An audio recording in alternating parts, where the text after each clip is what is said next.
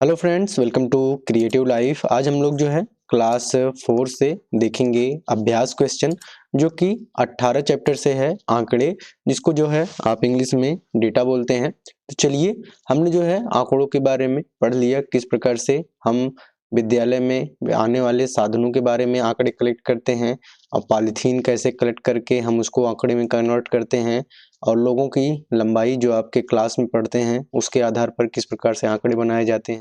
इसके बाद हम सीख गए हैं, जो टॉपिक्स थे उसके बारे में यहाँ पे चर्चा की गई। अब इसके बाद जो है हम लोग अभ्यास प्रश्न को देखते हैं। सबसे पहला क्वेश्चन है, किसी कक्षा के 40 छात्रों के सबसे पसंदीदा जो खेल हैं उनकी सूची जो है नीचे दी गई है। इसमें क्रमांक है और यहाँ पर जो खेल है वो है, और उसके बाद पसंद करने वाले छात्रों की संख्या है, कौन से बच्चे कौन सा खेल पसंद करते हैं। तो क्रम नंबर 1 पे है जो क्रमांक है क्रिकेट जो है 16 बच्चे खेलना पसंद कर सकते हैं। और उसके बाद 2 है फुटबॉल, ये जो है 5 बच्चे खेलना पसंद करते हैं। और यहाँ पर 3 जो है कबड्डी, यहाँ पर 7 बच्चे क्रिकेट, यहाँ पर 7 बच्चे कबड्डी पसंद करते हैं। उसके बाद 4 नंबर पे है हॉकी, तो ये 10 बच्चे हैं जो हॉकी पसंद करते हैं। और 5 नंबर पे है अन्य खेल, जो कि 2 बच्चे जो है खेलते हैं, और टोटल योग जो है इसका 40 है। अब प्रयुक्त सारणी को देखकर बताओ। क्या क्वेश्चन पूछ रहा है, छात्रों का सबसे पसंदीदा खेल कौन सा है। तो यहाँ पर पसंदीदा खेल वही होगा जो सबसे ज्यादा बच्चे खेलते होंगे। तो यहाँ पर सबसे ज्यादा खेल खेलने वाले संख्या 16 है, और ये क्या है, क्रिकेट। तो यहाँ पर हम लिख देंगे क्रिकेट। और उसके बाद जो है यहाँ पर ख नंबर पूछ रहा है, कबड्डी का खेल पसंद करने वाले छात्रों की संख्या। तो कबड्डी कितना खेलते हैं, 7। और उसके बाद हॉकी पसंद करने वाले छात्रों की संख्या से कितना कम है। हॉकी कितने लोग खेलते हैं, 10। 10 में से 7 घटा दीजिए, तो यहाँ पर आपका आ जाएगा 3। तो यहाँ कितने कम है, तो यहाँ पर आपका आंसर आ जाएगा 3। ठीक इसी प्रकार से आप अन्य क्वेश्चंस जो भी होंगे उसको भी सॉल्व कर सकते हैं। अब आगे देखिए, यहाँ पर दूसरा क्वेश्चन है, निम्नलिखित सारणी को देखो और बताओ। यहाँ पर क्रमांक दिया गया है, किसान का नाम और खेत का क्षेत्रफल हेक्टेयर में यहाँ पर दिया गया है। तो रामू के पास क्रम संख्या 1 में 6 हेक्टेयर जमीन है, और क्रम संख्या 2 में मोहन के पास 5 हेक्टेयर, क्रम संख्या 3 में गफूर के पास 4 हेक्टेयर, और क्रम संख्या 4 में मक्खन के पास 3 हेक्टेयर, और यहाँ पर 5 में है अनवर, और इनके पास जो है 6 हेक्टेयर जमीन है। और 6 नंबर पे हैं हीरालाल, और इनके पास जो है 8 हेक्टेयर है, और कुल क्षेत्रफल जो हो रहा है खेत का वो हो रहा है 32 हेक्टेयर। आप इसको जोड़ेंगे तो यहाँ पर 32 इसका आंसर आएगा। अब यहाँ पर सारणी के आधार पर प्रश्न करना है और उसका आपको उत्तर देना है।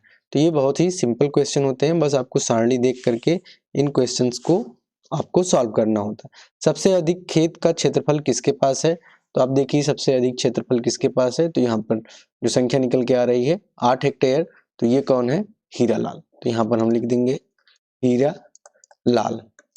उसके बाद नेक्स्ट क्वेश्चन है ख नंबर, अनवर के पास गफूर से कितना अधिक खेत का क्षेत्रफल है। अनवर के पास देख लेंगे कितना है, 6, और गफूर के पास कितना है, 4। तो इसको आप घटा दीजिए, कितना अधिक है, 2 हेक्टेयर। तो यहाँ पर आप लिख देंगे 2 हेक्टेयर। अब उसके बाद है नेक्स्ट क्वेश्चन, रामू और गफूर के पास कुल कितना खेत का क्षेत्रफल है। सबसे पहले हम रामू देख लेंगे, तो रामू के पास 6 है, और गफूर को देख लेंगे 4 है। तो दोनों को मिला देंगे तो ये हो जाएगा 10 हेक्टेयर। इस प्रकार से आप क्वेश्चन को सॉल्व कर लेंगे। तो बस इस आंकड़ों के मदद से आपने क्वेश्चन को सॉल्व किया, बहुत ही सिंपल तरीके से।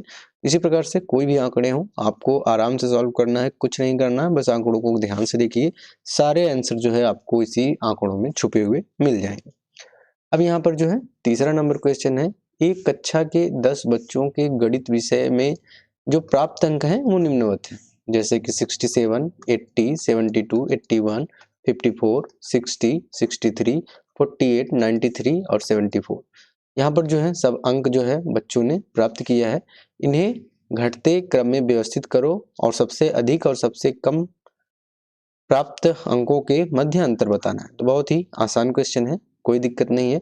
घटते क्रम में हम क्या करेंगे, सबसे जो ज्यादा नंबर है सबसे पहले उसको लिखेंगे। तो यहाँ पर हम लिखना शुरू करेंगे, सबसे ज्यादा क्या है, यहाँ पर 93 93 नंबर है। तो यहाँ पर हम 93 लिख देंगे।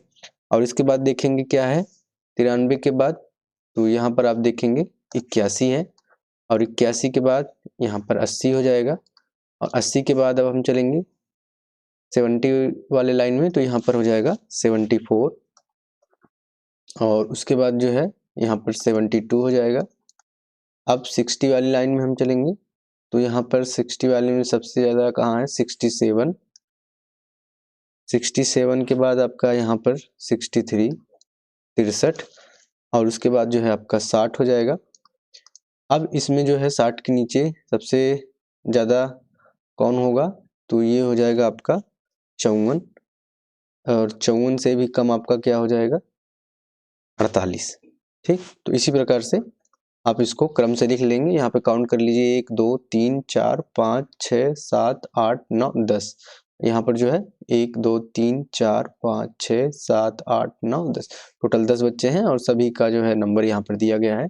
अब यहाँ पर पूछ रहा है सबसे अधिक एवं सबसे कम प्राप्त अंकों के मध्य अंतर। सबसे अधिक क्या है 93, और इसमें सबसे कम क्या है 48। इसको आप घटा दीजिए, तो यहाँ पर 3 में से 8 नहीं जाएगा, तो यहाँ से उधार आएगा 13, 13 में से 8 जाएगा, तो ये हो जाएगा 8 5 13, तो यहाँ पर 5 बच जाएगा, और यहाँ से एक उधार गया है 8 में से 4 गए 4, तो ये हो जाएगा आपका 45, इसका उत्तर हो जाएगा। ठीक, इस प्रकार से आपको प्रोजेक्ट कार्य करना है अपनी कक्षा में। अर्धवार्षिक परीक्षा में जो सभी बच्चों ने गणित के और हिंदी के, अंग्रेजी के, संस्कृत के तथा सामाजिक विज्ञान के प्राप्त अंकों की सारणी बनाना है और उन्हें अवरोही क्रम में लिखना है। उसी के बाद जो है नेक्स्ट प्रोजेक्ट कार्य है अपने परिवार के सदस्यों के नाम उनकी ऊंचाई के बढ़ते क्रम में व्यवस्थित करना। यहाँ पर सभी लोगों के जो है नाम लिख देना है और उनके अंक लिख देना है और उसको आरोही क्रम में लिखना है, और यहाँ पर जो है सभी सदस्यों के नाम लिखना है और उनको ऊंचाई के हिसाब से जो है बढ़ते हुए क्रम में लिखना है। तो आशा करते हैं वीडियो आपको अच्छा लगा होगा। तो ये रहा हमारा आज का वीडियो, मिलते हैं आपसे नेक्स्ट वीडियो में, तब तक के लिए good bye and take care.